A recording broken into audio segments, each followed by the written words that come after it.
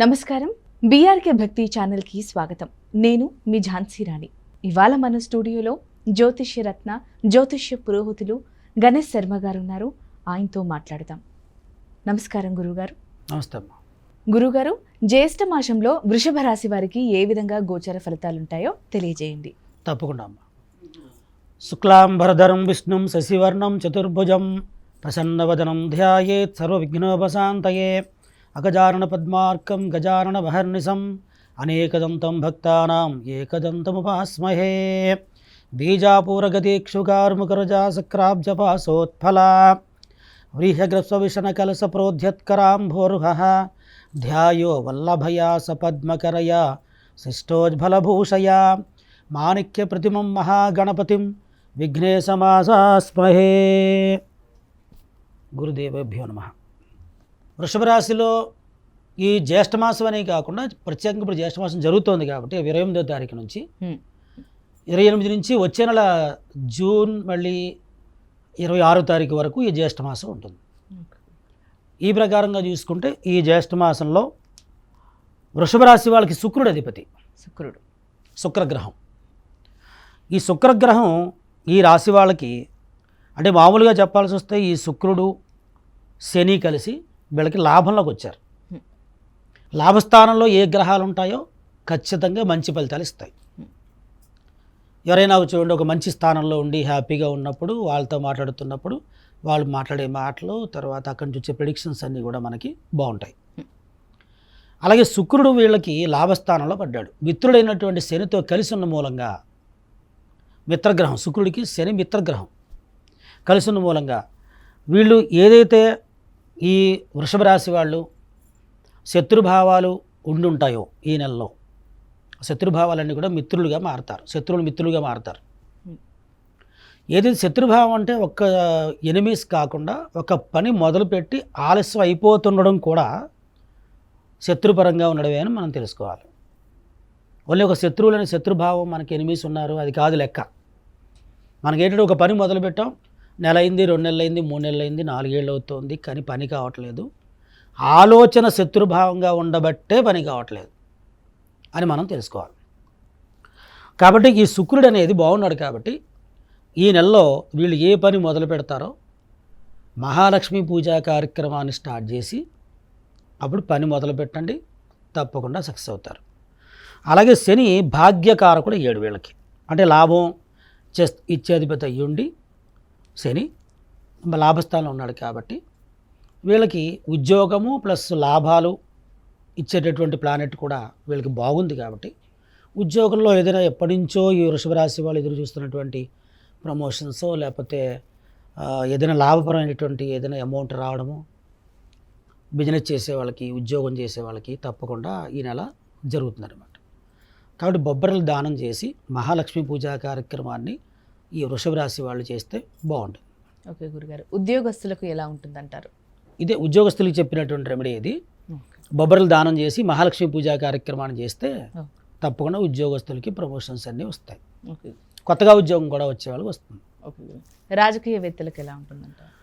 ఈ రాజకీయవేత్తలకి ఈ వృషభ రాశి వాళ్ళకి కొంచెం కష్టమే. ఎందుకంటే వృషభ రాశికి శుక్రుడు అధిపతిను తర్వాత రాజకీయాలకు సంబంధించినటువంటి గ్రహం రవి శుక్రులు ఇద్దరు శత్రువులు అవుతారు. ఎప్పుడూ వీళ్ళకి వృషభ రాశి వాళ్ళకి ఏదో ఒకటి గొడవలు జరుగుతూనే ఉంటాయి.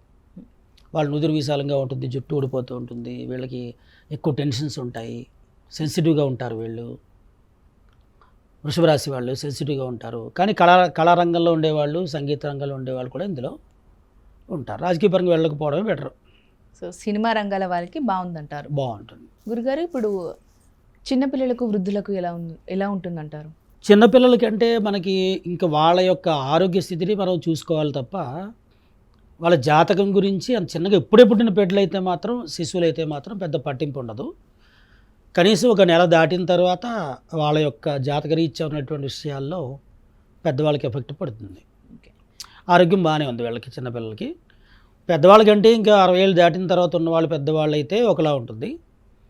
ఇక 30 సంవత్సరాలు దాటి 60 లోపు ఉన్న వాళ్ళకి ఒకలా ఉంటుంది. ఈ శుక్రుడు అనేది మొత్తం మీద కుటుంబకారకుడు కాబట్టి కుటుంబంలో ఉండే విషయాలను చూపించేవాడే శుక్రుడు. కాబట్టి వీళ్ళకి బాగానే ఉంటుంది, పర్వాలేదు, యావరేజ్గా ఉంటుంది, ఏం నష్టమే లేదు. పెళ్లి కాని యువతీ యువకులకు ఏ విధంగా ఉంటుందంటారు? ఈ వృషభ రాశి వాళ్ళకి పెళ్ళి కావాలంటే కారణం గురుడు. గురుడు. అంటే వృషభం, మిథునం, కర్కాటకం, సింహం, కన్య, తుల, వృశ్చికం. గురుబలం ఉండాలి వీళ్ళకి. గురుబలం లేకపోతే వృషభ రాశి వాళ్ళు పెళ్ళి కావు.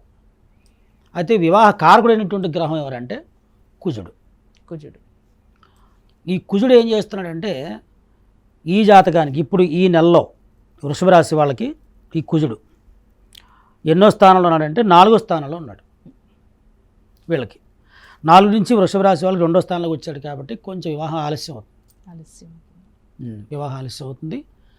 వీళ్ళు పరిహారాలు చేసుకునేది ఏంటంటే పెళ్లి గురించి సుబ్రహ్మణ్య స్వామి హోమాలు తప్ప ఇంక వేరే అక్కర్లేదు, అవే చేసుకోవాలి. ఓకే. సంతానలేమి సమస్యతో బాధపడుతున్న వారికి ఏ విధంగా ఉంటుందంటారు? వృషభ రాశి వాళ్ళకి సంతానకారకుడైనటువంటి గ్రహం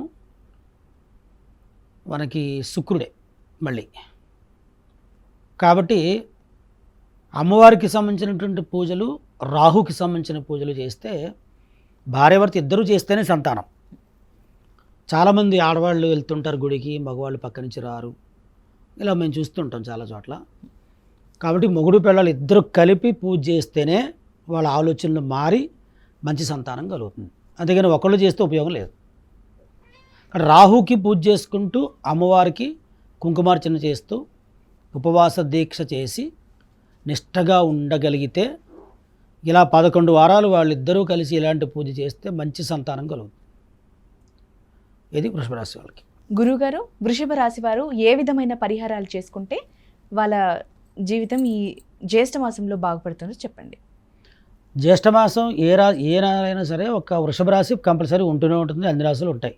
అదే వృషభ రాశి వాళ్ళు ఈ నెలలో చేసుకునేది పర్మనెంట్గా చేసే రెమెడీ ఏంటంటే మహాలక్ష్మి హోమం చేయించుకోండి. శుక్రుడు అధిపతి కాబట్టి లక్ష్మీ కుబేర హోమం కానీ మహాలక్ష్మి హోమం కానీ ఎక్కడైనా చేస్తుంటే పార్టిసిపేట్ చేయండి. మహాలక్ష్మి ఆరాధన చేయండి. ఎక్కడైనా అనాథాశ్రమాలు ఉంటే వాళ్ళకి నీరు దానం చేయండి. నీళ్లు దానం చేస్తే తప్పకుండా వీళ్ళకి వృషభ రాశి వాళ్ళు చాలా బాగుంటుంది. వృషభ రాశి గురించి చాలా చక్కగా విశ్లేషించారు గురువుగారు. ధన్యవాదాలు. నమస్కారం అమ్మా. మంచిది.